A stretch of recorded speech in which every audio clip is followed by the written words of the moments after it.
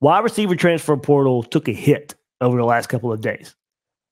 Let's go to Liberty transfer wide receiver CJ Daniels. You guys know there was a reason I've been having him in almost every episode since his announced visit to Florida last weekend. I was excited about this guy. He's a difference maker. He would have made this offense better. Now he goes commits to LSU. Takes an LSU visit this past weekend after visiting Auburn and his former coach. Hugh Freeze there. Was at Liberty with Hugh Freeze before. Visits Florida the day after that. Texas the day after that. And then the week goes by. We don't hear much until late in the week. He's going to visit LSU. Well, okay. Then Bryson Rogers visits this past weekend. Ohio State transfer. Puts his name into the portal. Visits Florida this past weekend. Visits Florida on Friday. There's some good feelings. Saturday comes. He's going to stick with Ohio State. So Daniels was the big miss in my opinion. As it looked like a week ago, there was a good chance, some good feelings coming out of Gainesville, some close to the program, that he's going to end up in orange and blue. That was last Saturday. I was getting texts. I was getting messages that, hey, there's some good things going on here. He was on commit watch last weekend. As I said, after going to Auburn, then went to Florida, followed by a Texas visit, waited, goes to LSU, where he commits. LSU in a similar situation as Florida. Lose some receivers. Florida loses Ricky Pearsall. LSU loses Malik Neighbors. He loses their best receiver. So there's a chance, their best receiver from the past year, a chance to fill that gap. LSU gets it done. LSU's excited about some young receivers, just like Florida, looking to improve the room. They were able to sell their situation better than Florida and get it done. Daniels, 16th ranked wide receiver from Pro Football Focus this past season, 6'2", 200 pound, would have been an instant impact wide receiver addition to a room that I think needs it. Look, I like the young pieces Florida has at wide receiver too. But if you can get an instant impact downfield threat, downfield playmaker, you do so. Florida tried and missed. And I've heard the excuse, and I'm tired of hearing this one. Oh, we don't need him. We're fine at wide receiver anyway. Fine? We need to upgrade this roster each and every way we possibly can. We need to be better than fine. Fine on a 5-7 roster? Come on now. That's crazy talk. You can add a player like this, you do so. This room has proven nothing besides Trey Wilson, Chimere Dike to an extent. You don't turn out a player like this. 19.4 yards per catch as a senior this past season. 55 catches, 1,067 yards, 10 touchdowns, and you want to turn that away? Say we're fine? No, I ain't saying the staff turned him away. No, the fan base making this not a big deal. It is a big deal. You had a chance here. And this type of wide receiver Florida needed to replace Ricky Pearsall. Help Trey Wilson. Trey Wilson could get better with a guy like this. He doesn't get all the attention. Give somebody else for a defense to worry about. A proven threat on the outside. Somebody to take the top off of a defense. It would have been a great 1-2 combo. Could have opened up the middle. Could have opened up the underneath for Wilson a little bit more. Add Chimere Dike, who I think could be an addition here. That would have been a great nucleus for this wide receiver group. I think that needs it. Needs it on experience.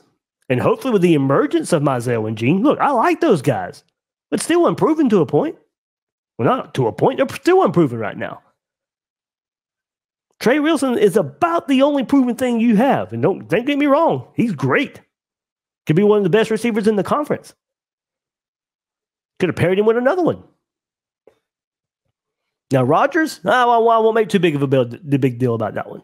Not a big miss, in my opinion, besides the fact that there was also the thought he was coming to Florida on Friday with an announcement possibly on Saturday, only for it to fall through as well.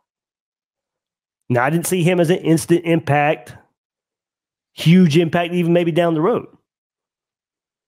But when it looked like he was in, Saturday comes with an announcement that he's staying at Ohio State. Win some, close to the program. He was getting crystal ball picks, predictions. Looked like a commitment was imminent. He decides to stay at Ohio State. All in all, this was a narrative that closing hurts. It looked good for Daniels last week. Looked good for Rodgers this week. Didn't get either one of them. And one more target, we'll give it the other side of the ball. Defensive backfield. Multi-time All-Sun Belt defensive back Yam Banks. Remember his name?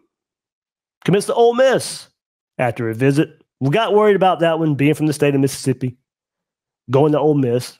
Kind of previewed this one last week. They continue to kill the transfer portal. Setting up for this big 2024 run they're putting together. One of the top overall defensive backs in the transfer portal. Banks finished the 2023 season, 46 tackles, 5.5 tackles for loss, interception. Played both safety and nickel for South Alabama, leading one of the best defenses in college football the last 2 seasons. In 2022, season before last, 6 interceptions, 11 passes defended. So, weapon there for Ole Miss. So, one reason I decided to deep dive into those guys again, give you their stats, give you their backgrounds. So, instead of playing for Florida, instead of getting those guys, now you're playing against them. That's where this hurts as well. It's not that they're not Gators now. They're playing for some of the guys you played this year. These are targets that Florida will now match up against during the 2024 season. And sets up a weird angle with all this transfer portal action. Florida will face off against, these targets now. Daniels at LSU, Banks at Ole Miss.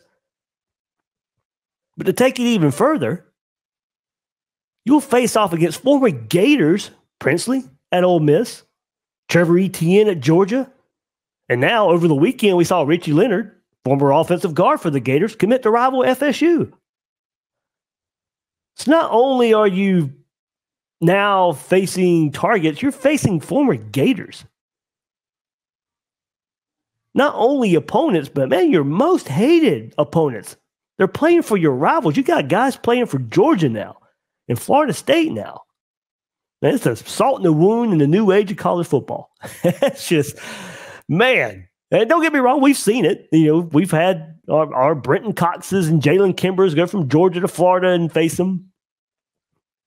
I'm just saying, looking at this class for Florida and the targets you've tried to get, now you'll face them. And now just, some guys that could have been huge, like Georgia was never banking on Brenton Cox to be a huge contributor. They didn't really care he left. They didn't really care Jalen Kimber left. But for Florida, Princely, who was your best pass rusher, I think could have been better with what Florida has kind of brought in this transfer portal, getting Boone back as well. I mean, with Slackman and Boone on the defensive line, I think Princely would have been even better next year. But instead, you got to worry about blocking him next November. Trevor Etienne, you got to worry about tackling him next November. Richie Leonard, you got to worry about trying to get by him next November. It's an odd thing of college football right now. And for Florida, it's targets and guys who were just in your locker room. Blood, sweat, and tears with you this past year. And now they're playing for your rivals, playing for your opponents coming up in 2024. Man, that's weird. It's tough. So it's just kind of one more layer on top of what's already a critical year 3, critical 2024. That's just one more layer. Just kind of something to look out for. And that probably makes it even more difficult.